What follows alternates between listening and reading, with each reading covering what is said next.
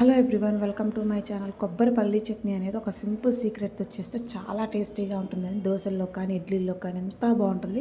ఆ సీక్రెట్ అనేది ఈ వీడియోలో ఉంది, నేను చెప్పేస్తాను, మీరు చూసేయండి. ముందుగా దీనికి కావాల్సింది కొబ్బరి ముక్కలు, వాటిని కట్ చేసుకోండి. ఒక గుప్పెడు పల్లీలు అనేది వేసుకోండి. ఈ శనగపప్పు కూడా వేసేసుకొని 4-5 వెల్లుల్లి రెబ్బలు వేసేసుకోండి. ఆ తర్వాత 3 అల్లం ముక్కలు అనేది కొంచెం వేసుకోండి. ఇదేనండి మెయిన్ సీక్రెట్. చిన్న బెల్లం ముక్క అనేది వేసేసుకోండి. తర్వాత కొంచెం కళ్ళుప్పు అనేది వేసేసుకొని 5-6 పచ్చిమిర్చి అనేది మూలికలు ఇలా వేసేసుకొని మిక్సీ చేసేసుకోండి. ఫస్ట్ మిక్సీ చేశాక ఇలా కొంచెం గ్రైండ్ చేసుకున్నాక కొంచెం వాటర్ యాడ్ చేసుకొని పూర్తిగా మిక్సీ పట్టేసుకోండి. ఒక 3-4 టైమ్స్ మిక్సీ చేశాక ఇలా పేస్ట్ అయిపోతుంది. దీన్ని ఒక గిన్నెలోకి తీసేసుకొని పోపు పెట్టుకోవాలి. కొంచెం ఆయిల్ పోసుకొని దాంట్లో పోపు అనేది వేసేసుకొని 2 ఎండుమిరపకాయలు వేసేసుకొని కొంచెం కరివేపాకు వేసేసుకొని, ఇది మెయిన్ అండి, ఇది కూడా వేసుకోవాలి, ఇంగువ అనేది నేను ఇది వాడుతున్నా. మెయిన్ పోపు అనేది రెడీ అయిపోయింది. ఇప్పుడు దాంట్లోకి యాడ్ చేసేసేయడమే.